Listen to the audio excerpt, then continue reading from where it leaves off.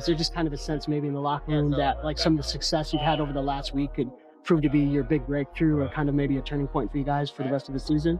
Yeah, I mean, I think we're all feeling good. I think the energy's high. Really good win in Minnesota. Had a chance to celebrate together. I think that only helps our chemistry. You know, all that stuff off the court definitely fuels us. We're having fun with each other. We're having fun together playing. So I think it is. I think this is a good moment for us. The so-called dynasty didn't just lose, they got exposed. On paper, it was just another game. But for the Indiana Fever, it was a statement. An 81-54 demolition of the Las Vegas Aces, the defending champs, and they did it all without their franchise star, Caitlin Clark. It wasn't just a win, it was a declaration that the balance of power in the WNBA is shifting. And the way it happened? Let's just say nobody saw it coming. So I think everyone's coming in with a level of focus every day, just right now knowing that, you know, we do have a target on our backs and making sure that we're locked in on everything we're doing in practice. But I think we're taking that energy that we have, that fun, that lightheartedness into practice. The Aces came in with all the swagger of a reigning champion. They had the star power, the experience, and the hype. But what unfolded on the court was a different story. A'ja Wilson, their MVP centerpiece, had 29 points, but 11 of them came from the free throw line. Despite getting more help from the whistle than any player all night, even she couldn't prevent the avalanche. Chelsea Gray, the veteran many compared to the league's top guards, disappeared in plain sight. The Aces looked lost, disconnected, uninspired, and surprisingly outclassed. But what made it worse? They weren't beaten by luck. They were beaten by a team that wanted it more. With Clark sidelined, the expectations were low. But Indiana didn't back down. They rose up. Lexi Hull set the tone with relentless energy, boxing out A'ja Wilson so perfectly it looked like a training video. Then came the moment Wilson went over her back in a clear foul, except the refs called it a jump ball. A terrible call? Absolutely. But instead of complaining, Indiana tightened up and responded with poise. That's when the shift started. The Fever weren't going to let officiating dictate this game. They had a message to send. I don't know about frustrations boiling over as more to just like making a point. Well, Caitlin said she got me though, so. One more though. She just got a bonus. From the tip-off, Indiana came out swinging. They rattled off the first 6 points, leaving Vegas scrambling.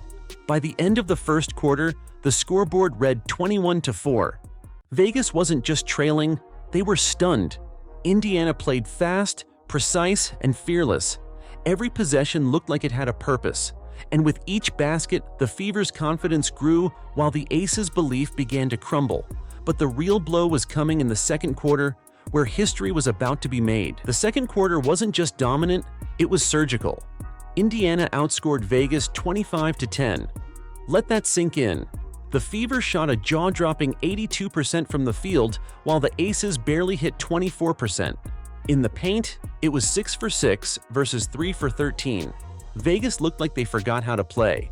Indiana looked like they were born for this moment. At halftime, the lead was 46-24. And the Aces? They were out of answers. Yes, let's get a dub column.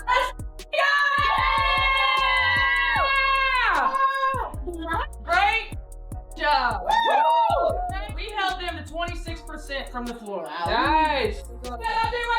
By the time the third quarter started, the Aces were begging for momentum. But instead of fighting back, they stumbled. They shot just 26% for the game, their worst offensive showing in over a decade. Every pass seemed forced. Every possession ended in frustration. And that supposed elite depth? Nowhere to be found. Aside from Wilson, no other Aces player cracked 6 points. Indiana wasn't just winning. They were dismantling everything Vegas stood for. While Vegas fell apart, Indiana came together. Kelsey Mitchell dropped 25 points and made it look easy. Aaliyah Boston controlled the paint with 20 points and 7 boards, proving why she's one of the league's best young bigs. Natasha Howard was everywhere, scoring, rebounding, and earning the MVP title for the Commissioner's Cup. From Lexi Hull to Timpson, every Fever player contributed like it was a championship night. And the best part?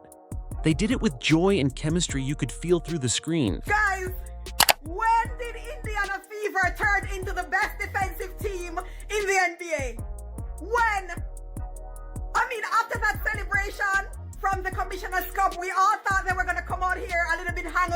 Clark didn't log a single minute, but her energy was undeniable.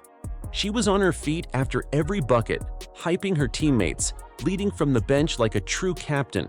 Her presence lifted the team. She didn't need to score to impact winning. And that's what separates great players from icons: leadership when it matters most. Meanwhile, Vegas had no such energy. Their bench looked frozen in time. Their defensive prowess has gone up 100%. In the first half, we have Aces down 22 points. We have only beaten Las Vegas Aces one time in 9 years. For those who do not know that statistic, we've only beaten them once in 9 years. The frustration boiled over on Vegas's sideline. Head coach Becky Hammon, usually composed, lost it after another missed opportunity and got hit with a technical. It was a visual representation of what was happening on the court, a team unraveling. The Aces weren't just being outplayed, they were being outclassed in every department, including leadership. And the Fever? They kept their cool and kept scoring. Indiana didn't rely on a single player. They moved the ball with purpose, dished 24 assists on 31 made shots, and played like a unit. Their defense was airtight, rotating, switching, closing out. Every possession felt connected. They weren't just defending, they were suffocating. And Vegas? They couldn't breathe. This wasn't just an upset. It was a blueprint for how to play winning basketball. Indiana held Vegas to just 7 points in the fourth quarter. 7. That's not professional offense. That's a complete breakdown. The Fever forced 17 turnovers, dominated the glass, and made the paint their personal playground. Sophie Cunningham and Lexi Hull sealed the deal by shutting down Vegas's last attempt at life. This wasn't luck. This was preparation meeting execution. For years, the Aces were the WNBA's final boss, the team everyone feared. But this game revealed the cracks in their chemistry, their leadership, and their identity. The dynasty aura is fading, and teams like Indiana are no longer afraid. The blueprint is out. The throne is no longer theirs by default. And the Fever?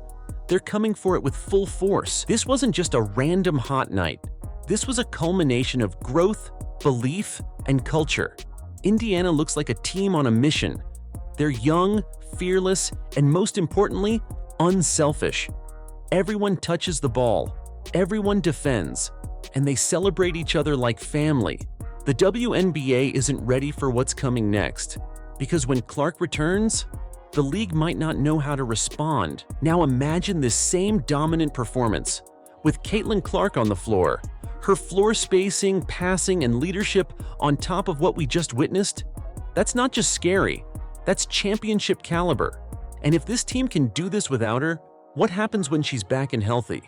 Let's just say, the rest of the league better start preparing now. The Indiana Fever didn't just beat the Las Vegas Aces, they dismantled them, exposed them, and made a statement the entire WNBA heard loud and clear. Without Caitlin Clark, they proved they're not a one-star show. They're a squad built for greatness. With her return on the horizon, their ceiling just got even higher. So if you believe in this Fever takeover, smash that like button, drop a comment saying Fever Mode, and subscribe to BaskXpress for more game-changing stories from across the WNBA. Because this is just the beginning.